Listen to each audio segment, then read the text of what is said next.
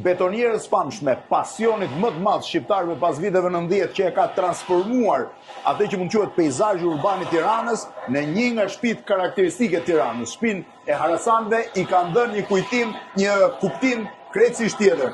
Aldin si e? Ja me Aldin Prengën, ja ku e ka betonierën e vet, ja ku e ka dhe karrocën, betoniera shërben për të pjekur gështenja. Po ajo pse I merr me atë I hedhi sepse sipër dalin kalvara ku I hedhin ujin nga rroc. Po, Plus edhe kjo zhurmë e betonierës, unë mendoj se nuk shijon me ujë tavolinë pas nive betonierën, se ne na mësuan shumë betonierës. Edhe po nuk e pate karrocën e llapçit me vete. Po. Dhe këtu piqen sa kohë duan? Piqen? Këto duan shumë pak tani bile, unë prit aty për bë videon, janë gati djegë. Janë djegë, hidhin shpejt, si merren? Ja to hidhin kështu.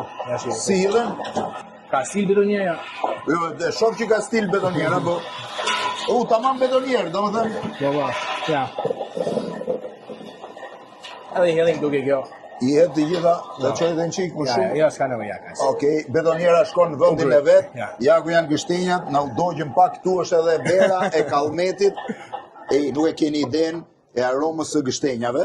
Janë nxehta akoma. Po ta shikosh në gështenjat vogla se në gështenjat e vendit. Janë gështenjat vetë, nga merr gështenjat? Nga Reqi dhe nga pjesa e Pukës. Mu nuk pëlqen vajt, për thënë drejtën. Edhe mua s'm pëlqejnë këto janë shumë mira. Përdorini betonierat si duhet. Ja kjo është ta përdorë si duhet. Se po e përdore keq, I morëm qaf qytetin dhe nuk riparohet më. Aldin Tesmar. Faleminderit.